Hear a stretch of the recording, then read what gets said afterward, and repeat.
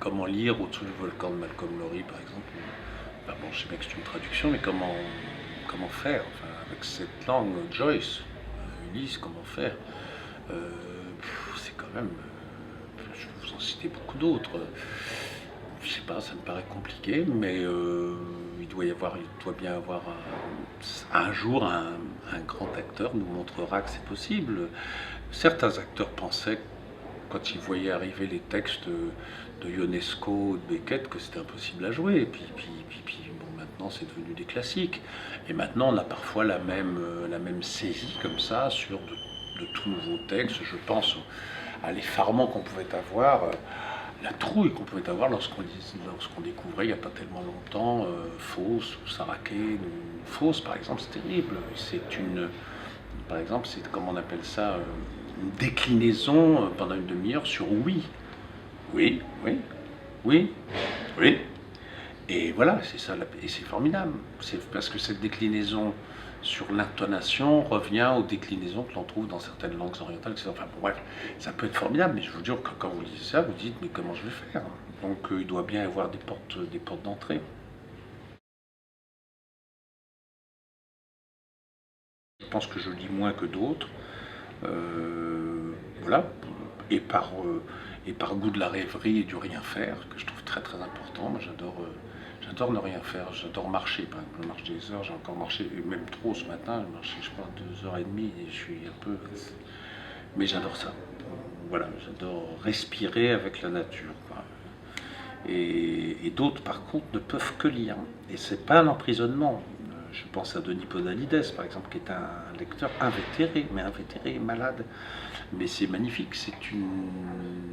C'est pas du tout une mise à l'écart de la vie. Peut-être au contraire, c'est peut-être au contraire une connexion la plus sensible, la plus profonde avec la vie. Ça se discute. Mais lui rêve par le bouquin. Et moi, je rêve par mes baskets, dit-il bêtement pour faire le clown. Mais non, mais je rêve en écoutant les oiseaux, c'est pas mal non plus les oiseaux. Mais c'est vrai que je lis quand même, oui, heureusement pour moi. Il y a des styles qui sont tellement beaux que vous avez envie immédiatement de les... Et c'est dangereux, de les chanter, quoi. Vous embarque quelque chose de l'ordre de l'inexprimable, ce que la musique tente d'exprimer, selon la définition de Schumann, je crois. Et je me dis que, par exemple, je ne sais pas pourquoi je pense à Yourcenar dans Adrien, pourtant c'est pas mélodique la langue de Yourcenar, mais on n'a qu'une envie, c'est tellement ciselé comme du Cellini, quoi. On a envie de se mettre à le lire, surtout qu'Adrien, moi, un personnage qui me touche, bien évidemment. Mais je pense aussi à Giono, par exemple. Giono qui a un style tellement beau, un français tellement extraordinaire qu'on a envie tout de suite de se ruer dessus. Et puis je pense à des stylistes, des ouvriers de la langue, dont on nous parle très peu. Mais tout le monde ignore que Courteline est un immense ouvrier de la langue. Et je parle à bon escient parce que Courteline n'est pas qu'un auteur de théâtre, contrairement à ce qu'on dit. Je peux vous en citer d'autres comme ça. Par exemple, Blondin, Antoine Blondin, pour moi, est un des immenses prosateurs français, quoi. Et quand il décrit, quand il fait sa rubrique de l'équipe et qu'il décrit un petit hôtel où descend le Tour de France, on a une envie folle de se précipiter pour le lire, quoi. Enfin, moi, peut-être acteur, mais j'ai repéré que beaucoup de gens non acteurs aiment à relire une phrase qui les enchante, au sens propre du terme. Je crois que le verbe enchanter est à double sens, voire polysémique, quoi. Voilà. J'ai vu un numéro de transformiste à la télévision, c'était Gérard Setti, je me souviens, une télévision, il y en avait très peu à l'époque, il y avait 13% de la population qui regardait la télé, c'est du vieux noir et blanc, et un homme avec les habits qu'il avait sur lui se déguisait en 10-15 personnages, ça m'a bluffé. Après, il y a eu la rencontre avec La Fontaine grâce à un prof de français, et ça m'a bluffé aussi. Et puis, il y a eu la première représentation que j'ai été voir au théâtre, qui était l'Avare. Et tout ça a fait qu'un jour, j'ai réveillé mon frère et je lui ai dit je je serai acteur. Point final, j'en sais pas plus.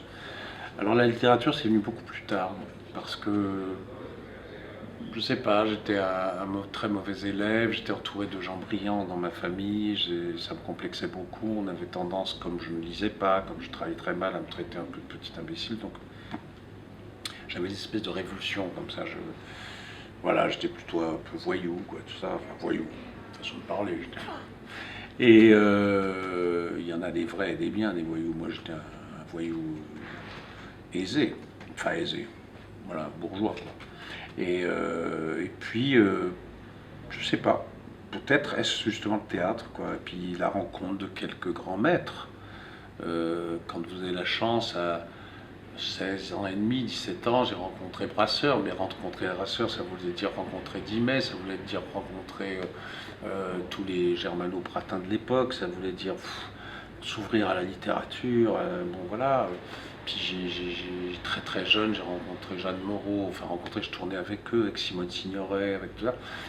Delphine Seyrig, je me souviens. Donc ça ventile, hein, ça enrichit. Donc voilà, j'ai joué très jeune avec mise en scène par Jean-Louis Barrault. Et je me souviens par exemple à Orsay, car Orsay avant était un théâtre, c'était ce qui est maintenant le théâtre du Rond-Point était à Orsay. Puis c'est Giscard qu'on a fait un musée romantique. Mais vous aviez, enfin, pas que romantique, mais vous aviez, dans la gare d'Orsay, il y avait donc le théâtre de Jean Barrault. Et il y avait une immense resto, comme dans le théâtre du Rond-Point de Jean-Michel Ribes, il a un peu repris cette tradition.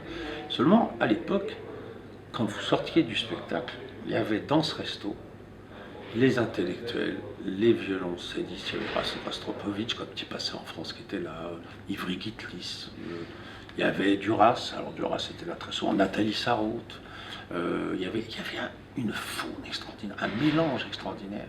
Et ça vous marque beaucoup. Et Dieu sait si j'ai pas toujours admiré, pour d'autres raisons, Jean-Louis Barrault, mais l'animateur de théâtre et l'homme de théâtre, ça je lui dois ça. Pour ça c'est magnifique.